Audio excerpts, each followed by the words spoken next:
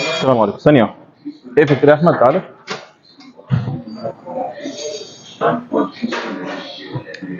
الجهاز اللي انت بتتمرن عليه ده جهاز السميث او متعدد الاستخدامات. الجهاز ده من اكثر الاجهزه. انت عارف وانت بتتمرن هنا، انت هنا عايز تستهدف عضلات الكتف، تلعب بالبار كتف. طيب هل تلعب بيها حر احسن ولا تلعب بيها على الجهاز ده؟ تلعب بيها حر. ليه؟ وانت نازل في الوضعيه بتاعت الكتف مش بتنزل في مستوى ثابت. الجهاز ده جهاز ثابت.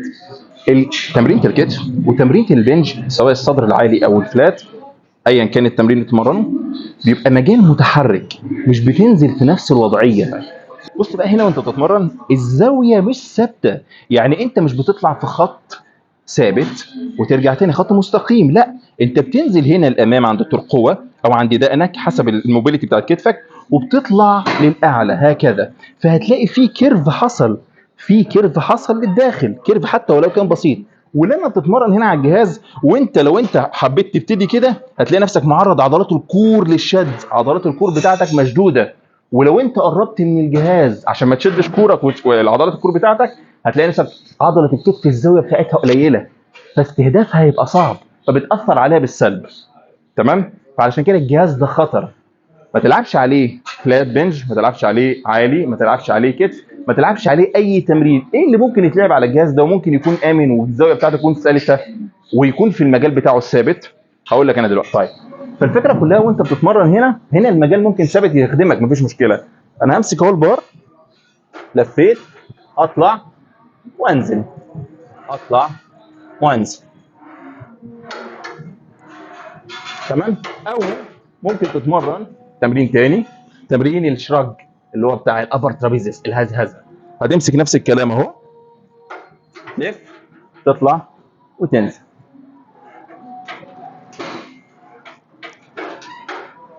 التمرينين دول اللي مش بيحصل فيهم الحركه، ما بيحصلش فيهم الحركه ان انت البار بياخد كيرف او بياخد حيز، لا، بتشتغل بيه زي ما انت عادي ومفيش اي مشكله خالص.